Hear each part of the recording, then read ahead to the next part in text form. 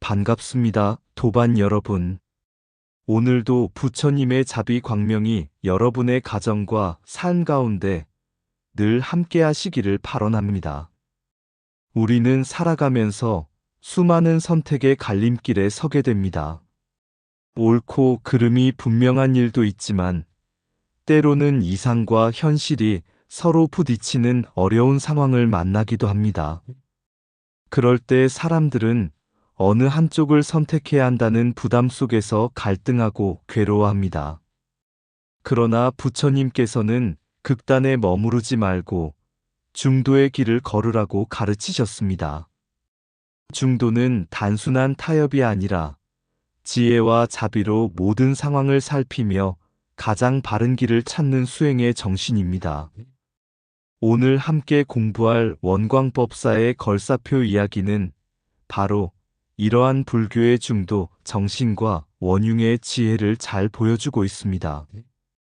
원광법사는 이상을 버리지 않으면서도 현실을 외면하지 않았고, 현실에 머물면서도 불법의 가치를 잃지 않았습니다. 그분의 삶은 우리에게 갈등을 화합으로 바꾸는 지혜가 무엇인지를 가르쳐주고 있습니다. 오늘 이 시간이 원광법사의 가르침을 통해 우리의 삶을 돌아보고 대립과 분별을 넘어 조화와 화합의 길을 찾는 소중한 인연이 되기를 바랍니다. 그럼 지금부터 원광법사의 걸사표와 중도의 지혜라는 주제로 함께 법문의 세계로 들어가 보겠습니다.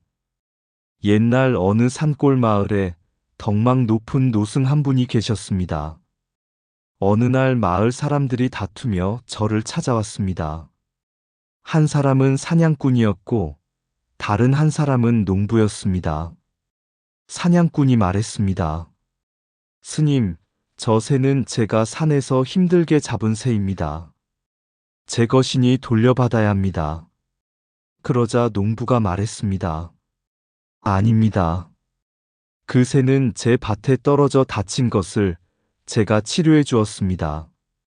이제는 제 품에서 살아가고 있으니 제 새입니다. 두 사람은 서로 자기 말이 옳다며 한치도 물러서지 않았습니다. 노승은 잠시 눈을 감고 생각에 잠겼습니다.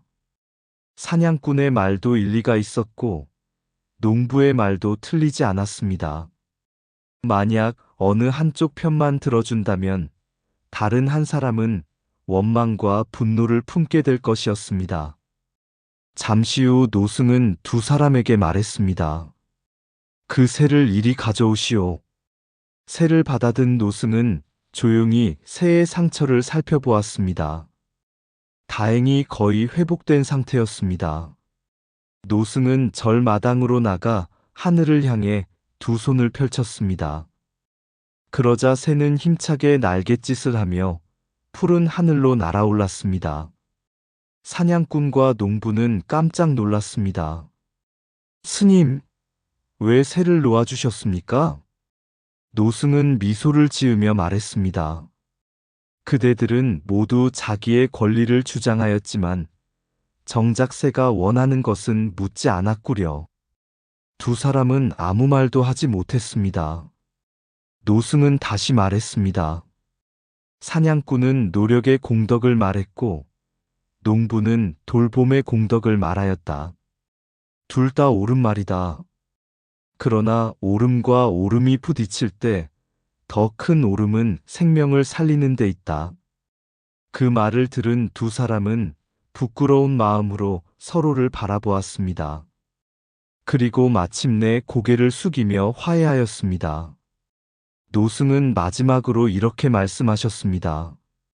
세상에는 흙과 백으로 나눌 수 없는 일이 많다. 그때는 상대를 이기려 하지 말고 모두를 살릴 길을 찾아야 한다. 그것이 부처님께서 말씀하신 중도의 길이니라. 원광법사가 걸사표를 지을 때도 이와 같았습니다.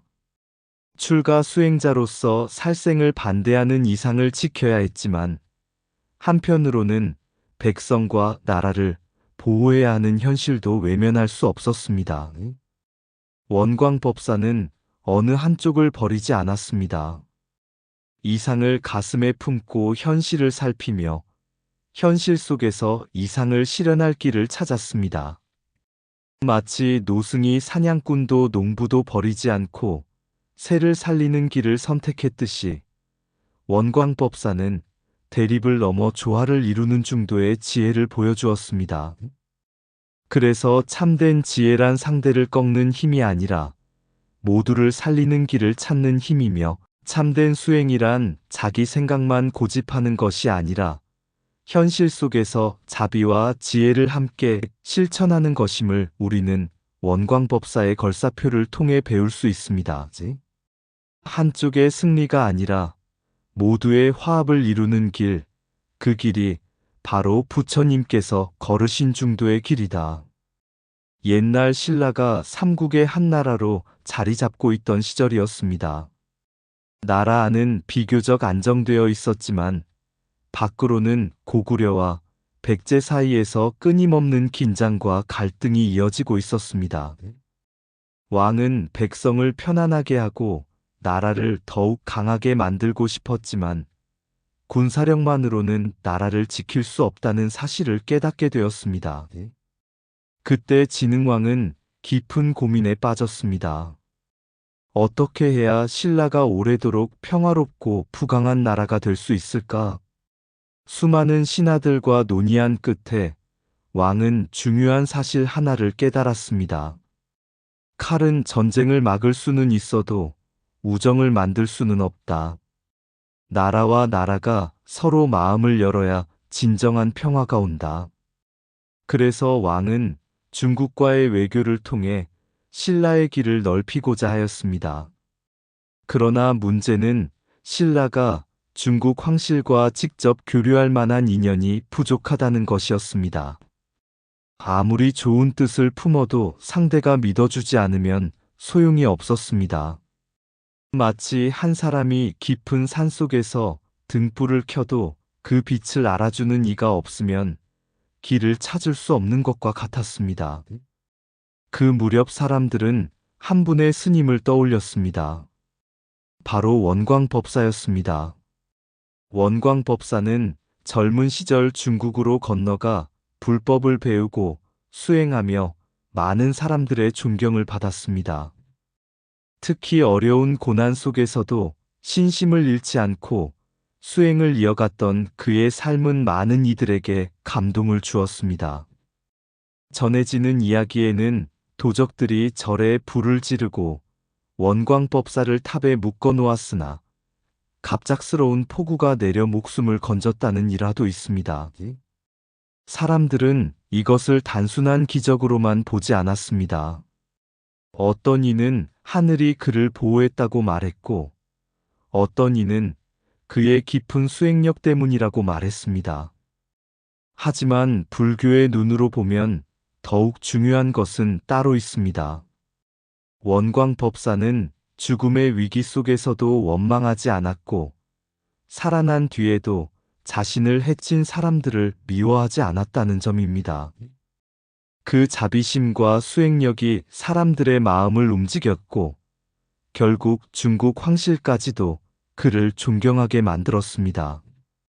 부처님께서는 말씀하셨습니다.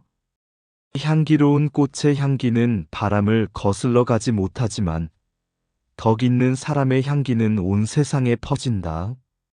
원광법사의 명성도 바로 그런 향기였습니다. 그의 이름은 국경을 넘어 중국 황실에까지 전해졌고, 진흥왕은 그 덕망을 통해 신라와 중국의 인연을 맺고자 했습니다. 왕은 정중하게 원광법사를 찾아가 도움을 청했습니다.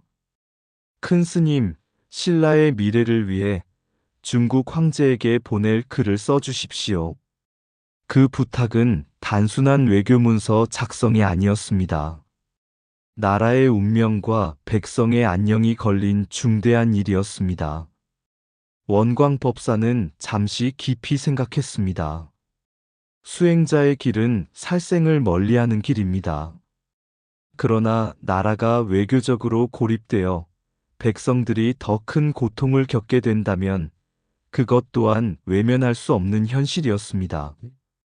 결국 원광법사는 백성을 위한 자비의 마음으로 걸사표를 집필하게 됩니다. 이것은 권력을 위한 글이 아니었습니다. 백성의 평화를 위한 글이었고, 전쟁보다 화합을 선택하기 위한 글이었습니다. 그 결과 중국 황실은 신라를 새로운 시선으로 바라보게 되었고, 두 나라는 교류의 문을 열게 되었습니다. 이 사건은 단순한 외교의 성공이 아닙니다. 불교의 가르침으로 본다면 자비가 국경을 넘어 사람과 사람, 나라와 나라를 이어준 이야기입니다. 원광법사는 칼을 들고 싸운 장수가 아니었습니다. 그러나 그의 붓 한 자루는 수많은 창과 칼보다 더 큰 힘을 발휘했습니다. 왜냐하면 진정한 힘은 상대를 굴복시키는 데 있는 것이 아니라 서로를 이해하게 만드는 데 있기 때문입니다. 그래서 걸사표는 단순한 외교 문서가 아니라 불교의 자비와 지혜가 역사 속에서 꽃피운 한 송이 연꽃과도 같은 사건으로 오늘날까지 전해지고 있는 것입니다. 힘으로 얻은 평화는 오래가지 못하지만 지혜와 자비로 맺은 인연은 세월이 흘러도 향기를 남긴다. 지혜로운 사람은 칼로 길을 열지 않고 덕으로 인연의 문을 연다. 한 나라를 강하게 만드는 것은 무기가 아니라 서로를 신뢰하는 마음이다. 자비는 국경을 넘고 지혜는 시대를 넘어 사람들을 이어준다. 참된 수행은 산중에 머무는 것이 아니라 세상의 아픔을 품는 데 있다. 덕의 향기는 꽃보다 오래가고 국경보다 멀리 퍼져나간다. 이상을 잃지 않으면서 현실을 살리는 것이 보살의 지혜이다. 중도는 양쪽을 버리는 길이 아니라 모두를 살리는 길이다. 갈등 속에서 승자를 찾는 사람은 세속의 눈을 가졌고, 화합의 길을 찾는 사람은 부처의 눈을 가졌다. 진실한 마음으로 쓴 한 줄의 글은 수천 자루의 칼보다 큰 힘을 가진다. 자비는 상대를 굴복시키지 않고 스스로 마음을 열게 한다. 불교의 지혜는 흑백을 가르는 데 있지 않고 조화를 이루는 데 있다. 상황은 변하여도 자비의 근본은 변하지 않는다. 백성을 위한 마음은 곧 보살의 원력이 되고 세상을 밝히는 등불이 된다. 극단은 대립을 낳고 중도는 평화를 낳는다. 원광법사의 걸사표는 외교의 문서가 아니라 자비와 지혜가 역사에 새긴 수행의 발자취였다. 현실을 외면하는 이상은 공허하고 이상을 잃어버린 현실은 어둡다. 중도란 그 둘을 함께 살리는 지혜의 길이다. 깊은 산속에 한 노승이 살고 있었습니다. 어느 해 큰 가뭄이 찾아왔습니다. 논밭은 갈라지고 백성들은 굶주림에 지쳐갔습니다. 마을 사람들은 서로 물을 차지하려고 다투기 시작했고 원망과 분노는 점점 커져갔습니다. 그러던 어느 날 마을의 촌장이 노승을 찾아와 간청했습니다. 스님, 산 위 저수지에 둑을 터서 물을 내려주십시오. 그러면 마을 사람들이 살 수 있습니다. 노승은 잠시 말이 없었습니다. 왜냐하면 저수지 아래에는 작은 연못이 있었고 그곳에는 수많은 물고기와 생명들이 살고 있었기 때문입니다. 둑을 터뜨리면 마을은 살 수 있지만 연못의 생명들은 큰 피해를 입을 수 있었습니다. 둑을 터뜨리지 않으면 생명들은 보호할 수 있지만 마을 사람들은 굶주림에 시달려야 했습니다. 노승은 깊은 고민에 빠졌습니다. 생명을 해쳐서는 안 된다. 이것은 부처님께서 가르치신 불살생의 정신이었습니다. 그러나 또 다른 생각이 떠올랐습니다. 수많은 백성들이 고통 속에 있는데 내가 그것을 외면하는 것이 과연 자비로운 일인가? 며칠 동안 명상에 잠긴 노승은 마침내 결정을 내렸습니다. 그는 마을 사람들과 함께 연못의 물고기들을 안전한 곳으로 옮긴 뒤 저수지의 물길을 조심스럽게 열었습니다. 그 결과 마을은 살아났고 연못의 생명들도 보호할 수 있었습니다. 마을 사람들은 물었습니다. 스님, 어느 쪽이 옳은 길입니까? 노승은 미소를 지으며 대답했습니다. 한쪽만 옳다고 집착하면 또 다른 한쪽이 울게 된다. 지혜란 둘 중 하나를 버리는 것이 아니라 모두를 살릴 길을 찾는 것이다. 원광법사의 고민도 이와 같았습니다. 진흥왕이 걸사표를 부탁했을 때 원광법사는 쉽게 대답할 수 없었습니다. 출가 수행자의 길은 자비의 길이며 살생과 전쟁을 멀리하는 길입니다. 그래서 원광법사는 먼저 이렇게 말합니다. 제가 살기 위해 남을 해치는 일은 출가사문의 도리가 아닙니다. 이 말씀 속에는 수행자로서의 신념이 담겨 있습니다. 부처님의 제자는 자신의 이익을 위해 다른 존재를 희생시키지 않습니다.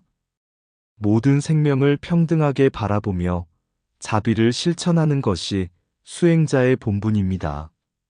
하지만 현실은 이상만으로 움직이지 않았습니다. 당시 신라는 강대국들 사이에서 생존을 고민해야 하는 나라였습니다. 외교가 무너지면 전쟁이 일어날 수 있었고, 전쟁이 일어나면 가장 큰 고통은 백성들에게 돌아갑니다. 원광법사는 또 이렇게 말합니다. 대왕의 땅에서 대왕의 초목으로 살아가니 어찌 금명을 거역하겠습니까? 이 말은 권력에 굴복한 말이 아닙니다. 자신이 살아가는 공동체에 대한 책임을 인정한 말입니다. 수행자는 세상을 떠나 홀로 존재하는 사람이 아닙니다. 백성과 함께 살아가고 나라의 보호를 받으며 수많은 사람들의 보시와 도움 속에서 수행합니다. 그러므로 공동체가 어려움에 처했을 때 등을 돌리는 것도 자비가 아닙니다. 원광법사는 바로 이 지점에서 깊은 결단을 내립니다. 이상만 붙들고 현실을 외면하지도 않았고 현실만조차 이상을 버리지도 않았습니다. 그는 불교가 말하는 중도의 길을 선택했습니다. 걸사표를 쓴 이유는 전쟁을 부추기기 위해서가 아니라 전쟁을 막고 백성을 살리기 위해서였습니다. 국가의 안정을 통해 더 많은 생명을 보호하려는 자비의 실천이었습니다. 이것이 바로 보살행입니다. 보살은 깨달음을 얻기 위해 세상을 떠나는 사람이 아닙니다. 괴로움 속에 있는 중생들과 함께하며 그들을 위해 자신의 지혜를 사용하는 사람입니다.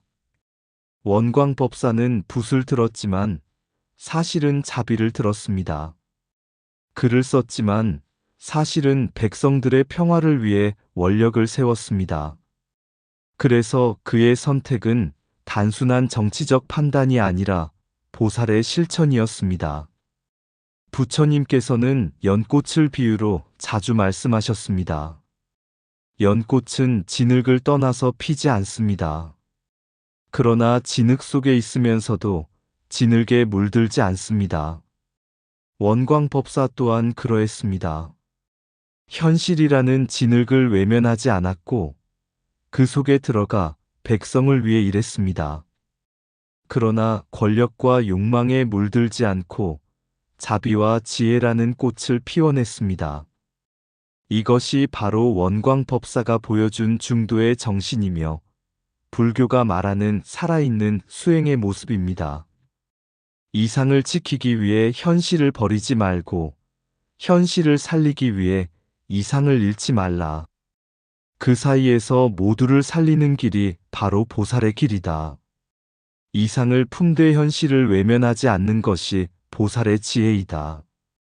현실에 발을 딛고 이상을 바라볼 때 중도의 길이 열린다. 한쪽의 오름에 집착하면 갈등이 생기고 모두를 살리려 하면 지혜가 생긴다. 참된 수행자는 세상을 떠나지 않고 세상의 고통 속으로 들어간다. 자비는 원칙을 지키는 데서 시작되고 지혜는 원칙을 살리는 데서 완성된다. 중도란 절반을 선택하는 길이 아니라 모두를 살리는 길을 찾는 것이다. 이념은 길을 밝히는 등불이고 현실은 그 길을 걸어가는 땅이다. 백성을 위한 마음이 없는 수행은 공허하고 지혜 없는 실천은 방향을 잃는다. 보살은 자신의 깨달음보다 중생의 고통을 먼저 바라본다. 갈등의 순간에 상대를 이기려는 마음을 내려놓을 때 화합의 문이 열린다. 진정한 용기는 극단을 선택하는 데 있지 않고 조화를 이루는 데 있다. 자비로운 마음은 사람을 살리고 지혜로운 판단은 세상을 살린다. 현실은 변해도 자비의 뿌리는 변하지 않으며 상황은 달라도 진리의 향기는 사라지지 않는다. 연꽃이 진흙 속에서 피어나듯 수행자는 세상 속에서 진리를 꽃피운다. 원광법사의 걸사표는 붓으로 쓴 글이 아니라 중생을 위한 자비의 서원이었다. 이상만 붙들면 세상을 구할 수 없고 현실만 따르면 진리를 잃는다. 보살은 그 사이에서 모두를 살리는 길을 선택한다. 극단은 대립을 낳고 중도는 화합을 낳는다. 자비는 사람을 살리고 지혜는 그 자비를 현실 속에서 이루게 한다. 원광은 이상을 버리지 않았고 현실을 외면하지도 않았다. 그가 걸은 길은 타협의 길이 아니라 중도의 길이었다. 옛날 어느 마을에 큰 강을 사이에 두고 살아가는 두 마을이 있었습니다. 강의 동쪽 마을 사람들은 말했습니다. 물을 아껴야 한다. 한 방울도 낭비해서는 안 된다. 서쪽 마을 사람들은 말했습니다. 물을 넉넉히 써야 농사가 잘 된다.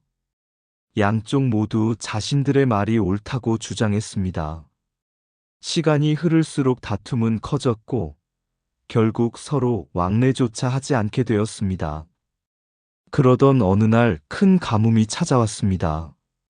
강물은 점점 줄어들었고 두 마을 모두 위기에 처했습니다. 그때 한 노승이 찾아왔습니다. 사람들은 저마다 자기 주장만 늘어놓았습니다. 스님, 저 사람들이 틀렸습니다. 아닙니다. 저쪽이 잘못되었습니다. 노승은 조용히 강가에 앉아 흐르는 물을 바라보았습니다. 그리고 사람들에게 물었습니다. 강물은 동쪽 사람의 것입니까? 서쪽 사람의 것입니까? 사람들은 대답하지 못했습니다. 노승은 다시 말했습니다. 강물은 어느 한쪽만을 위해 흐르지 않습니다. 강은 양쪽 모두를 살리기 위해 흐릅니다. 그는 두 마을 사람들과 함께 물길을 새롭게 정비했습니다. 가뭄의 정도에 따라 물을 나누고 농사철에는 서로 양보하며 사용하도록 했습니다. 처음에는 불만도 있었지만 시간이 지나자 모두가 깨닫게 되었습니다. 자기 주장만 옳다고 고집할 때는 다툼만 있었지만 서로를 이해하고 조화시키자 모두가 살아날 수 있다는 사실을 말입니다. 노승은 마지막으로 이렇게 말했습니다. 진리는 돌처럼 굳어 있는 것이 아니라 물처럼 생명을 살리는 것이다.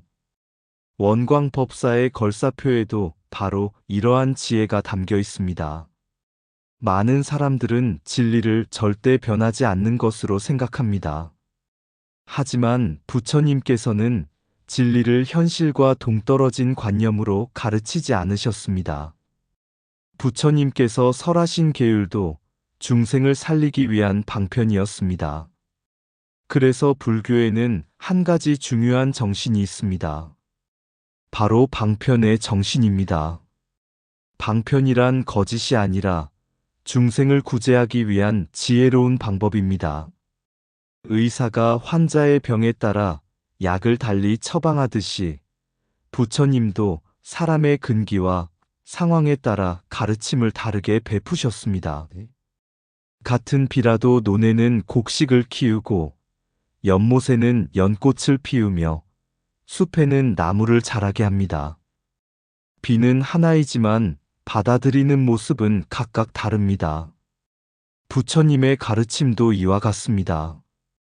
원광법사가 마주한 현실 역시 그러했습니다.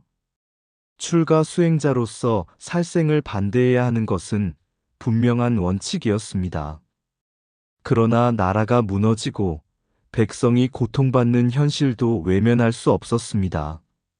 만약 원광법사가 원칙은 원칙이니 절대로 글을 써줄 수 없습니다. 라고만 말했다면 어떻게 되었을까요? 그것은 이상은 지켰을지 몰라도 현실 속 중생들의 고통에는 눈을 감는 결과가 될 수도 있었습니다. 반대로 현실만 따르고 수행자의 정신을 잊어버렸다면 그건 역시 불교가 아닙니다. 그래서 원광법사는 중도의 길을 선택했습니다. 그는 이상을 버리지 않았고 현실도 외면하지 않았습니다.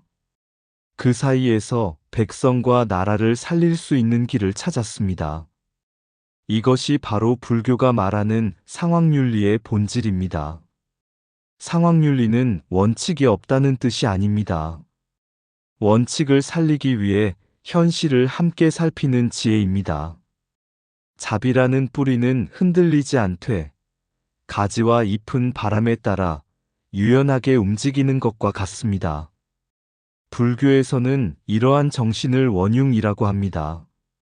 원융이란 서로 다른 것들이 충돌하지 않고 하나로 어우러지는 것입니다.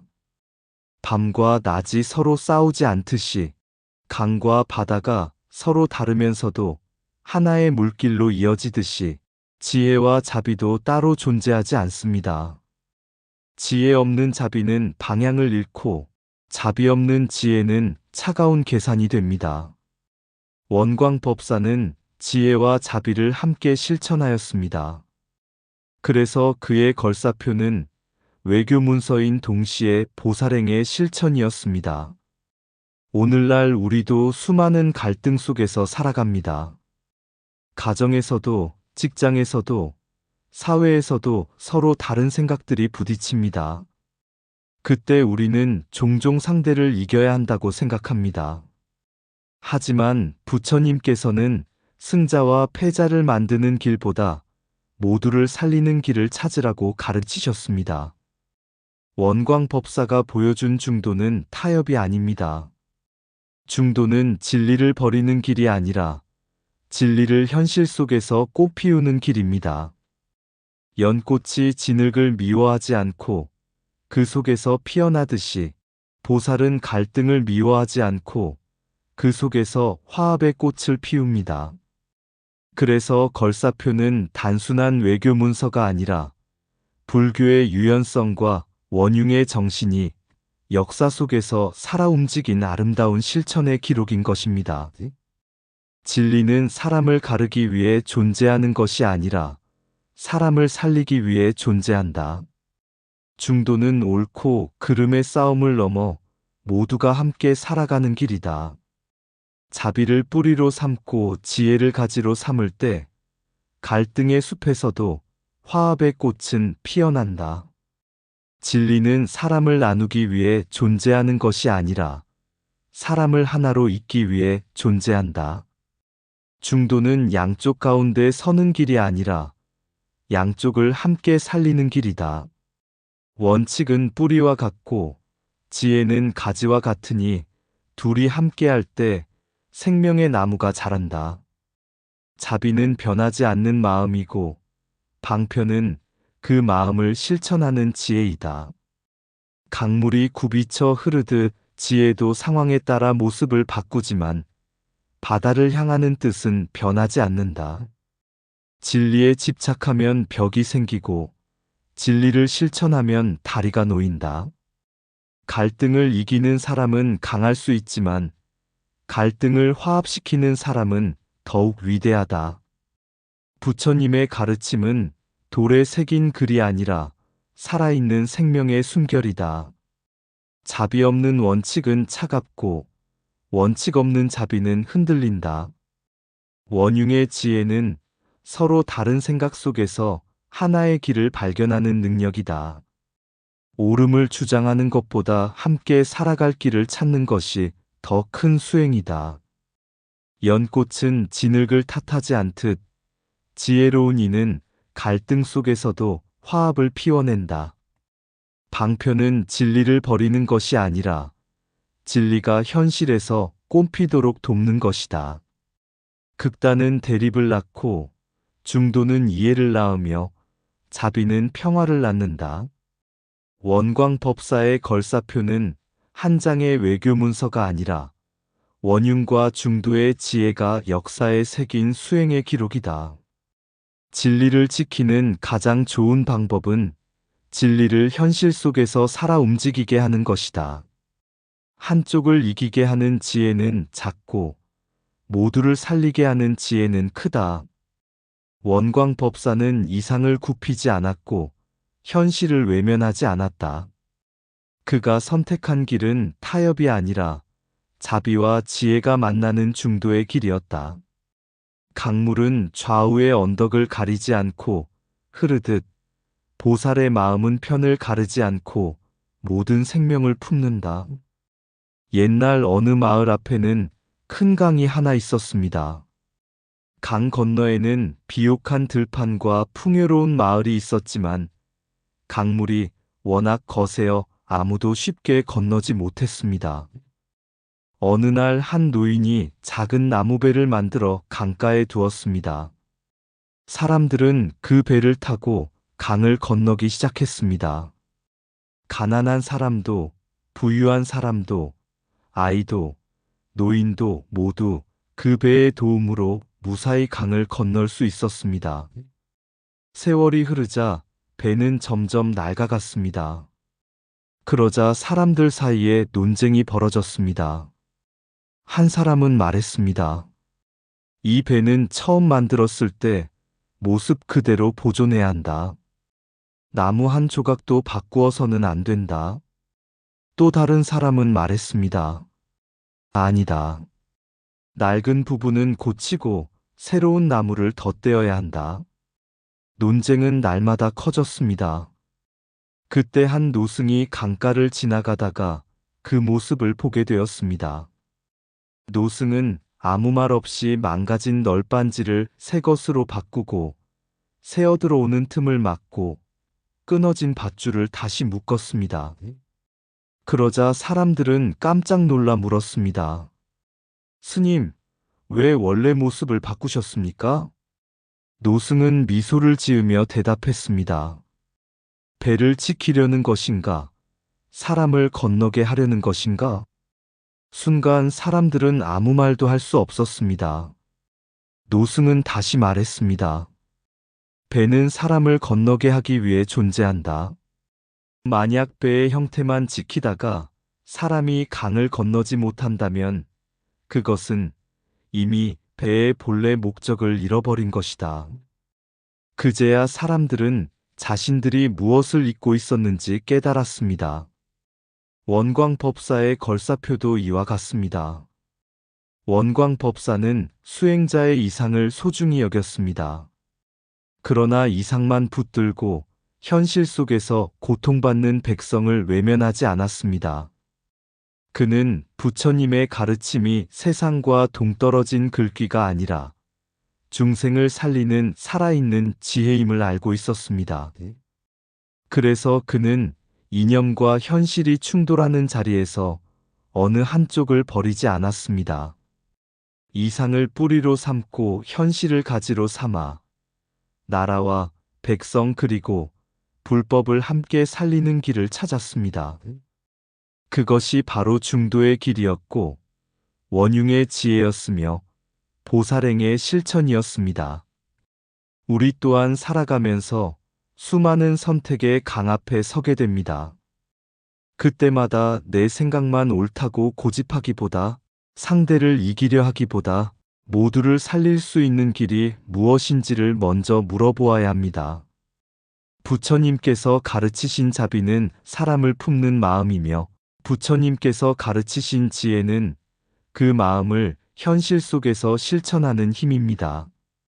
원광법사의 걸사표는 오늘도 우리에게 말하고 있습니다. 진리는 고집하는 데 있지 않고 생명을 살리는 데 있다. 중도는 타협이 아니라 서로 다른 두 언덕을 잇는 다리이다. 오늘 우리가 누군가를 이해하고 한 걸음 양보하고 갈등보다 화합을 선택한다면 그 순간 우리도 원광법사가 걸었던 보살의 길을 걷고 있는 것입니다. 부디 원광법사의 지혜와 자비가 여러분의 삶 속에서도 연꽃처럼 피어나기를 발언합니다. 나무불 나무범 나무승. 성불하십시오. 산은 말이 없고 강물은 다투지 않는데 사람의 마음은 늘 오름과 오름이 부딪혀 파도를 일으킨다. 한쪽에는 이상이 서 있고 한쪽에는 현실이 서 있어. 서로가 자신만이 진리라 외칠 때 원광의 마음은 그 가운데 조용히 앉아 있었다. 출가사무는 남을 해쳐서는 안 된다는 부처님의 가르침과 백성과 나라를 지켜야 한다는 현실의 무거운 부름이 가슴 속에서 마주하였으나 그는 어느 한쪽을 버리지 않았다. 바람이 좌우의 숲을 함께 어루만지듯 강물이 양쪽 언덕을 함께 적셔주듯 자비와 지혜를 품고 중도의 길을 걸어갔다. 붓 한 자루 들었으나 칼을 든 것이 아니요. 글 한 장 남겼으나 전쟁을 부른 것이 아니었다. 그 글씨마다 백성을 향한 자비가 흐르고 그 문장마다 나라를 위한 원력이 스며 있었다. 진리는 돌처럼 굳어 있는 것이 아니라 목마른 들판으로 흘러가는 맑은 물과 같음을 원광은 걸사표 속에 조용히 새겨두었다. 연꽃은 진흙을 떠나 피어나는 것이 아니라 진흙 속에서 향기를 드러내듯 보살은 세상을 떠나 깨달음을 구하지 않고 세상 속에서 중생과 함께 길을 걷는다.